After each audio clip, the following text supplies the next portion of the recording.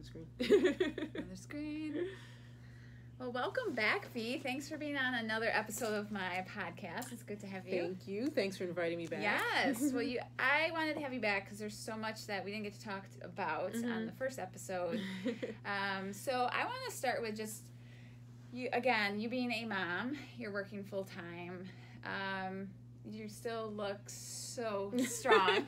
How do you balance it all with kids? Some days I don't know how, but for me the key is waking up before everybody else. So during the week I'm out the door hours before anybody else is even rolled over.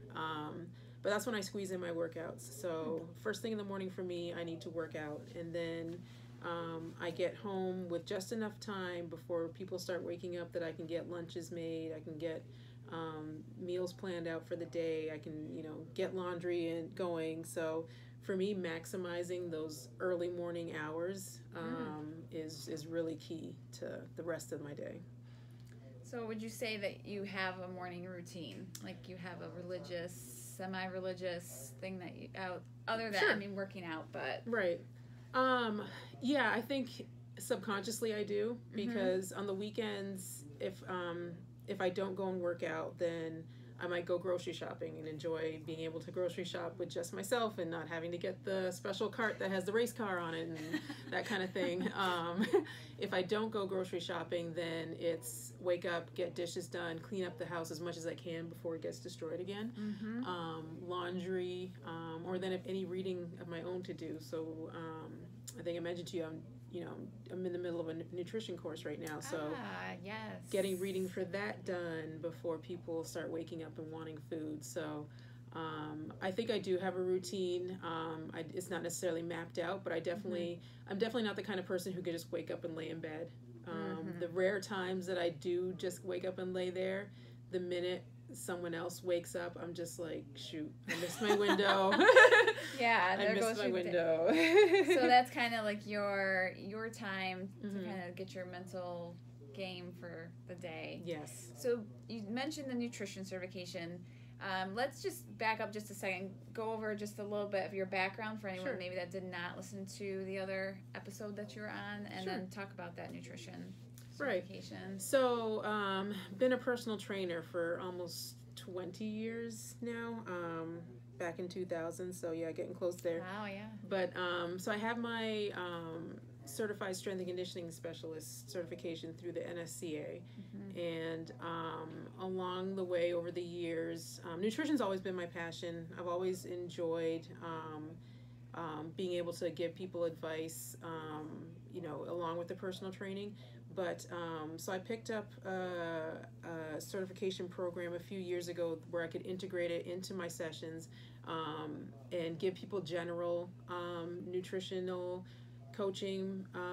But I found that program not to be as up to date and thorough as I would have liked. So I started this program with Precision Nutrition to become a nutrition coach. Awesome. So that's what I'm in the middle of right now, and just so I can, it's not necessarily to start a whole new business, it's really just to add into what I'm already doing and just feel a little more confident in it, have more resources at hand, and just kind of be able to define myself a little bit better too.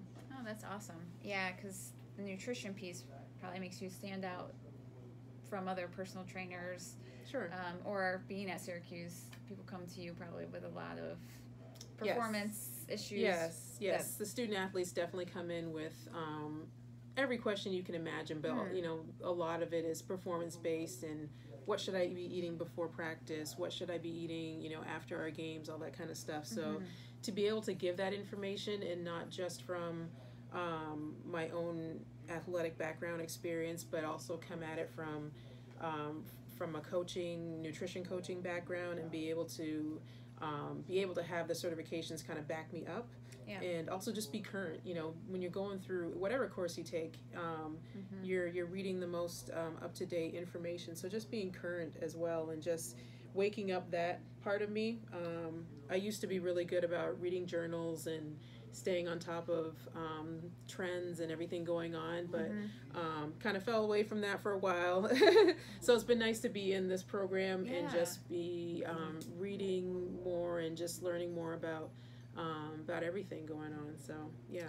What are some of your biggest takeaways from this course? Like, I think that small steps matter, and that it doesn't have to be a complete 180 from what you're doing. It's making small changes. So if you're just drinking more water and swapping out soda for maybe your sugary soda for a diet or just a plain soda, just increasing the number of whole foods you're having, so less processed stuff, more just trying different fruits and vegetables that you normally didn't do. These are things, even for myself personally, I would try to do these things on my own, but feel like, it wasn't a complete overhaul, or I didn't completely eliminate a food group or something, or I didn't go, all the way in with no carbs, but just making small changes each day. I think this really just reminded me that as long as you're doing better than you were before for you, then that's progress, and that's good. And then the other thing I think is just building your network of support. So having someone like you in my life who I can go to with a lot of my nutrition questions and supplement questions, and having it's important to have chiropractors and massage therapists and orthopedics people you can go to. So the importance of that, and things that I was already doing, but because there was no label on it or nobody told me it was a good thing to be doing, that I just kind of discounted it and didn't give myself credit for it. So I think it's just kind of woken up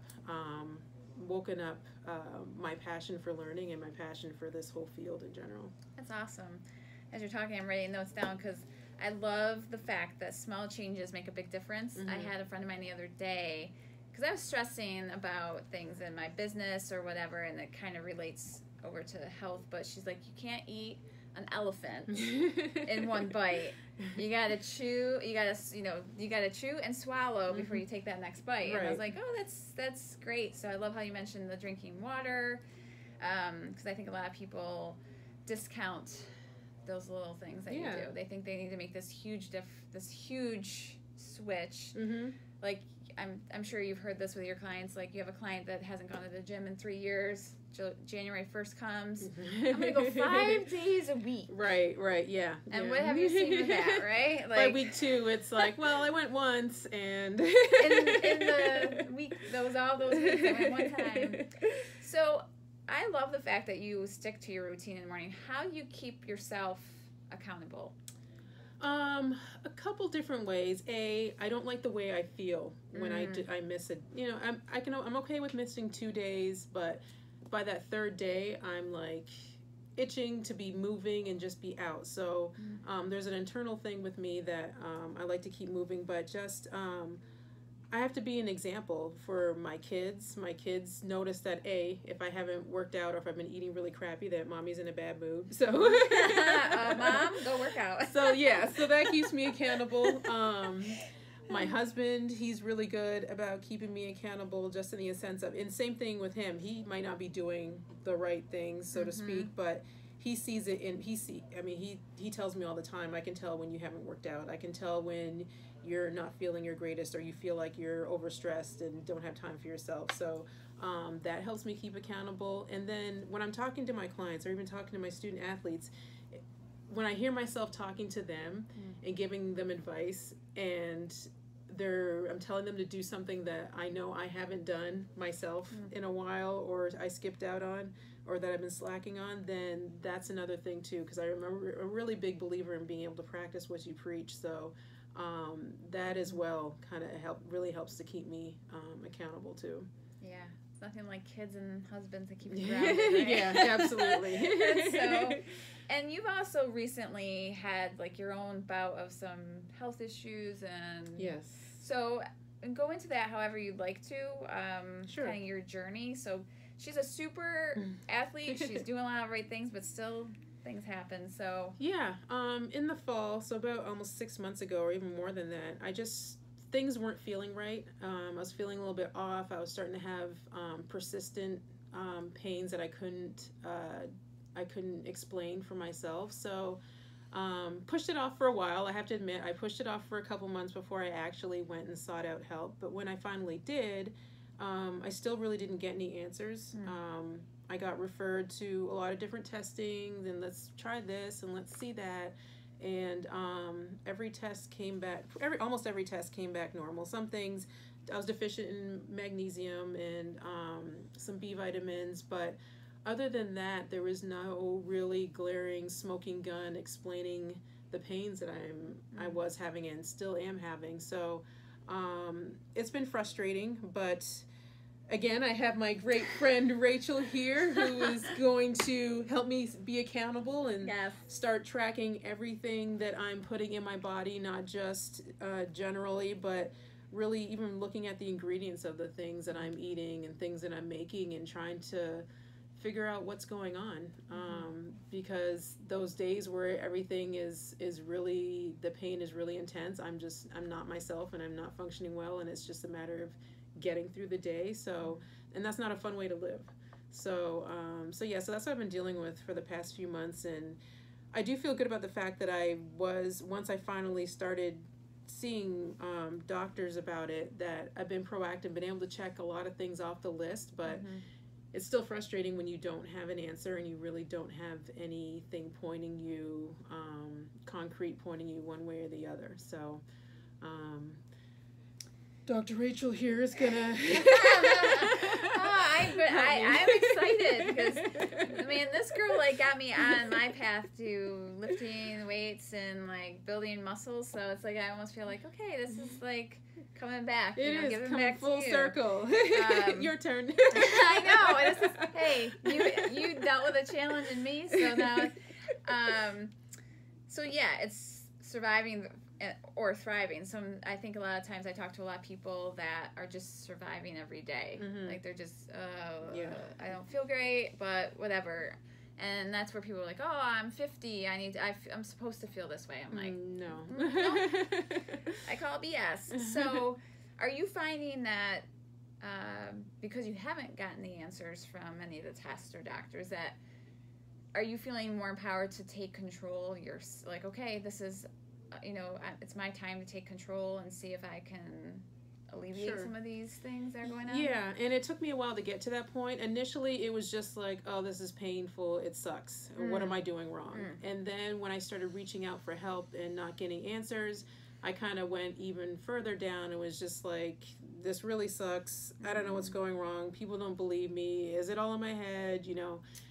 So I went through those thoughts too, but once I started getting some of the testing results back and there was nothing structurally wrong, then it was kind of okay, well, what can I do?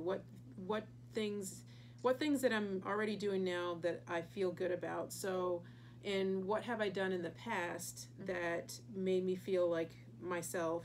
So, I've come out of that funk and been a little bit more proactive, and I've started running consistently just about every day now, and that feels great. It was tough in the beginning. Oh yeah.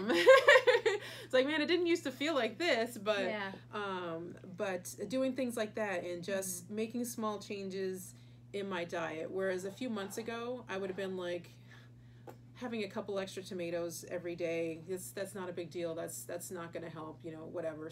Screw it. But you know what? I'm you know what? I'm worth it. I'm gonna buy the tomatoes, even though I'm the only one in the house that eats them. And so doing things like that, it just, every little small steps empowers you for the next step, and it makes you want to do more and get healthier. So even though I don't have the answers, things, I'm still having the same kinds of pain. It's not as consistent, but I feel like I'm in a better place to move forward and find out what's going on. And even if it takes, however long it takes, as long as I keep trying new things and reaching out to different people and doing everything I can to figure out what's going on, then I can sleep better at night. Yeah. I think you hit something right on the head, especially for moms, is knowing that you're worth it. Yeah. It took a while to get there. You're worth it. And I have that conversation with people all the time, and we were talking about it before we were recording, but it's just investing in your health it may be that Sure. upfront cost. Like everyone thinks, oh, eating healthy is so expensive. Right. But so is doctor visits. And I don't think anybody, doctor visits, prescriptions, test after test like you went through. Sure. And just the time. Yeah. Think about all the hours. Oh my gosh. Sitting in waiting rooms, waiting for doctors, waiting for like the anxiety and stress. Absolutely. I can't imagine like that piece. Yeah. And those are the unspoken things that you don't even think about. You don't think about the time you give up sitting in the waiting room or making appointments or just rearranging schedules so you can go to the appointments. And then those co-pays, those wonderful co-pays, and then you think you pay the co-pay, and then you get a bill a few weeks later that not everything was covered, and so even if I just look back now, again, I think it was the right move to go to medical professionals and get the testing done. But looking back, if I invested some of that money into supplements that I'm deficient in, or the fresh fruits and vegetables that I for so long was just like, oh, I'm the only one who likes these, so I'm not gonna waste the family budget on that. I feel like maybe I would be a step forward, or maybe I would have uncovered something else. But yeah, you're so right that money isn't, it's if you look at it from the right perspective, it's totally worth it. It's totally worth it. Yeah, and it's hard. It's believing, it's like planting a seed in the spring and knowing by the end of the summer or early fall that you're actually going to harvest whatever it is that you're hoping to. Now, do you have the experience of like you see the difference? Like I always talk about Eastern versus Western medicine. So we're very reactive here in the United States. We feel like we all need to wait till we're sick to take care of ourselves.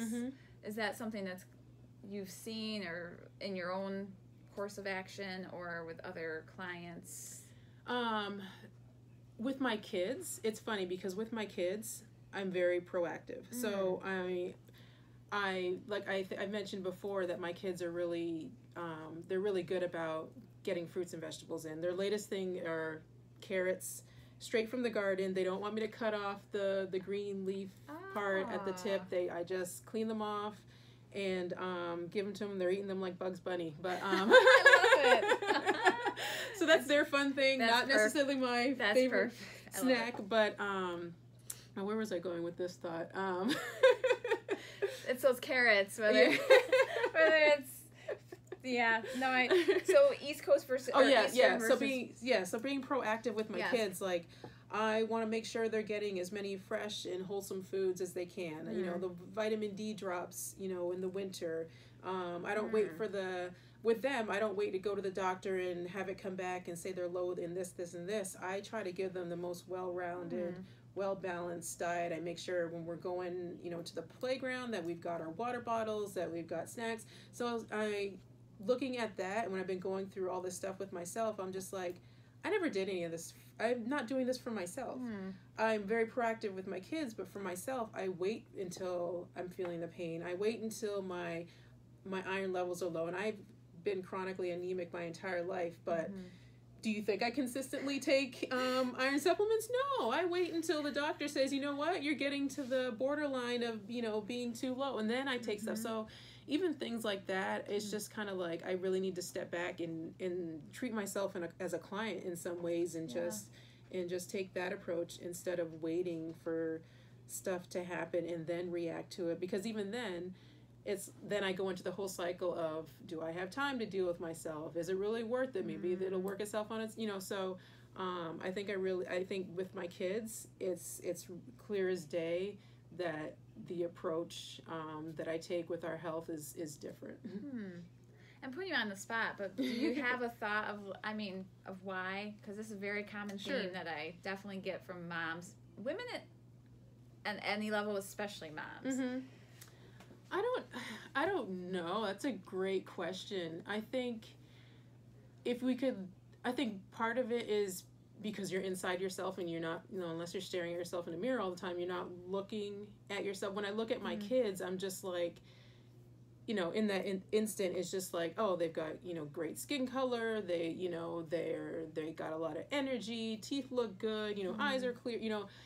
I can see all that kind of stuff. And, the minute they're having a bad day, or they're a little more tired than normal, or they're just not, their mood is a little bit off. It's just kind of like, oh, what did I miss? Are they coming down with something? I don't do that for myself. And I think it almost, if I could have the reality show camera follow me around, and I could see myself, watch the footage back at the end of the day and be like, man, your skin is looking a little pale, or you're dragging a little bit, or whatever. I think that would make a huge difference. But I think it's just a perspective of, you just don't, I'm up and I'm functioning, so that's all I need to get through the day, versus how am I functioning and at what capacity am I functioning at. So I really think it's just really taking a step back and almost a step outside yourself, and really looking at yourself as another person instead of just you. Yeah, that's so interesting, because I do that with aspects like, people can think, you got it all together, you're doing this, you're doing that. I'm like, are you inside? Because if you were inside, you would know, like, whoa. Not like, quite. And I was actually listening to I not only record podcasts, but I'm like an avid podcast listener. And it was talking about breaking promises with yourself. Like, as soon as you start breaking, so they were talking about, like, people that go on these shows and, are 600 pounds or 400 pounds or whatever it is, they've broken the integrity of themselves so many times. Like, I'm going to start that diet on Monday. I'm going to start working out on Monday. Yeah. So I'm like, do you have any of that idea? Like, you're going to do something for yourself. Sure. But then something happens and you don't do it. Yeah. Even this week, like, I was doing really good with water for a while. And like every meal, and just adding some lemon or limes or whatever, and just trying to have water all the time, have my bottle with me. And then I got to the point where I'm like, I'm doing really good, I'm gonna have soda with dinner tonight, and then the next thing I know, I only had one bottle of water today, and I've had like coffee, and I've had juice and soda, and it's just kind of like, when did that happen? And so yeah, right on cue. But and so going into this week, I was just like, you know what, I'm gonna wake up in the morning right away, have a glass of water, and jumpstart that whole cycle. And I think I did that maybe once. Yeah. And you said this, you feel like when you get in these good habits, you start feeling really good. And then you start to feel like, oh, I don't need to do that as much anymore. I've been doing that. But I'm sure you've had these comments from people like, why do you work out all the time? You look great. Right? Yeah. So I kind of see, I don't know what you think, but that's kind of that same idea. It's like people have these images of, I need to lose 25 pounds, I have a wedding in 60 days, and then what after that? Right. Yeah. So yeah, it's fine to have that wedding or that short-term goal that adds a little extra fire to you. That's life. Right. But when you don't take a step back and have the big picture of this is your life, and to live it to the fullest, you've got to be practicing all these habits and good life skills all the time, not just when you're going to be in the spotlight or this special event is coming up. So yeah, it's okay to go out and party or get off the wagon, but you've got to have a plan to get back on. And that's the thing too, it has to be a part of your life. It can't be a diet that you're following or a trend that you're following. It has to be something that becomes a part of you, and it's integrated into your regular lifestyle. Yeah, you're exactly right. You don't have to be perfect all the time. Right. But when you do have that goal 60, 90 days out, or if you are feeling symptoms of some condition, like those are the times where your body is talking to you really loud. Really loud. And it's like, you better listen now, or the voice is going to get louder. The voice is going to get louder. And so I'm always talking to people about, like you mentioned, the lifestyle approach versus I'm going to just do this for a very short period of time. And I think that gets back to feeling like you're worth it, like you said. Yeah, loving absolutely. yourself, like knowing, you know, that you're worth the time to do it. So now we were talking, I didn't even realize how close you were to getting your book completed, but oh yes, the book. Yes, I cannot not talk about the book because I'm in. So tell us all what this. So it's kind of hard to define. It's not quite a fitness journal. It's not just giving you workouts, and it's not an autobiography. It's a snapshot of my life in my 20s and 30s, and each chapter kind of talks about a point in my life where I went through something, or something that's a defining moment for me. And so it starts at the end of college and kind of goes through till I turn 40, 41. And within each chapter, I kind of, talk about what was going on in my life, but then I also relate it back to what my workouts looked like and what was going on nutritionally. And I end each chapter with a week-long sample program, fitness program, some nutritional advice that I would tell myself if I was going through that situation of that chapter again, what I would have done, and then a little bit of spirituality or just like total mental wellness, whether it's a tip, whether it's a Bible verse or something, but and then I leave a little space for the reader to reflect as well. So each chapter is just a little bit about me, a little life story, and again, I either talk about what I was doing with my training at that time, or hindsight, looking back, how I would have trained myself through that stage.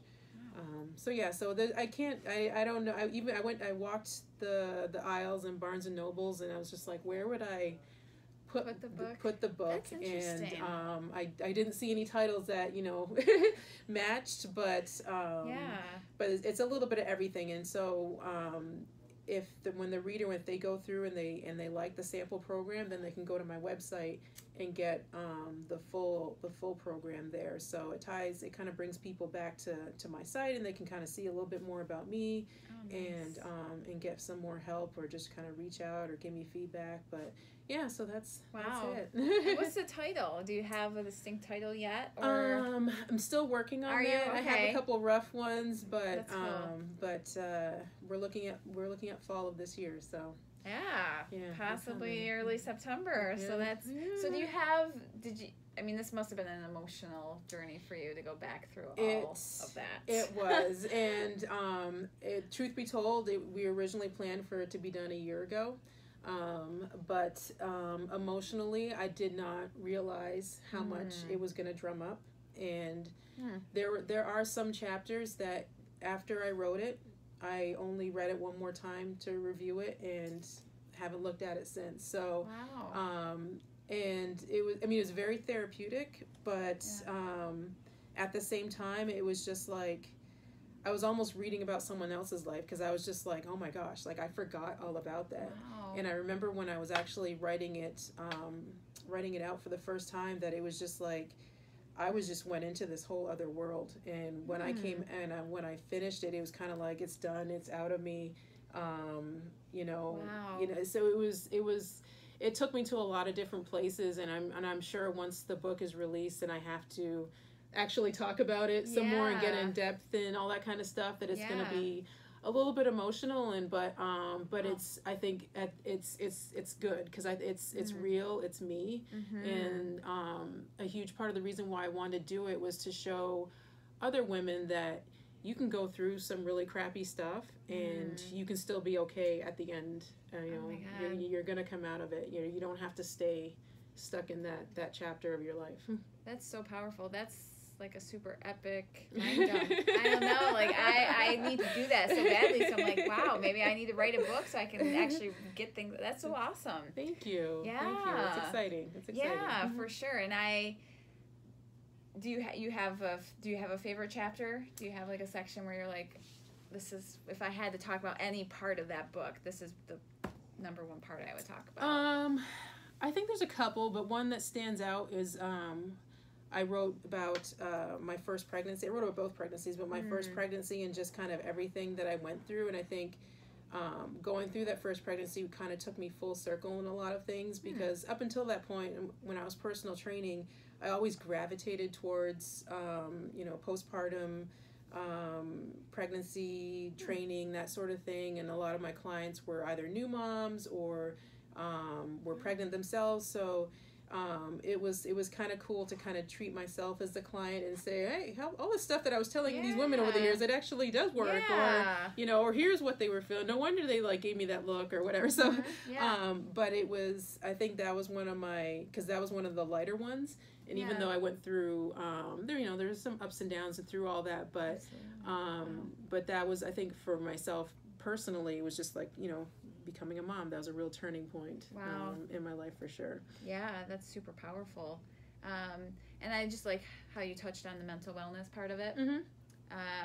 You see the importance of all that. So. Absolutely. I mean, I think that ties everything together, because if you can be great in the weight room and you can be doing everything right in the kitchen, but if upstairs you've got distorted views, or if you're just not happy, then it doesn't matter. You're still not healthy. So I think if anything, that's the one area that, especially as I've grown and matured as a woman, you just you realize just the importance of being happy and just feeling well, not just physically, but mentally and spiritually, and having good girlfriends and exactly. Yeah, I love this. These podcasts are just a great excuse to be like, I'm coming in to see you, and we'll shoot a podcast too. We'll talk, but because I see the importance of it, and that falls into line when I talk about gut health. There's that gut brain connection, and so it's so powerful, and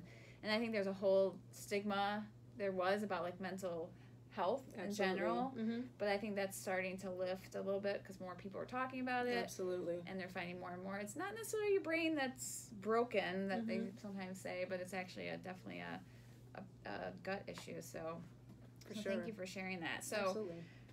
I know you have to run quick, but share with my audience again where to find you. You touched on your website a little bit, so yeah, absolutely. So Livia Fit, LIVIAFIT. If you go to liviafit.com, you can find me there. It's the same for Twitter. Livia Fit is my handle, and Instagram.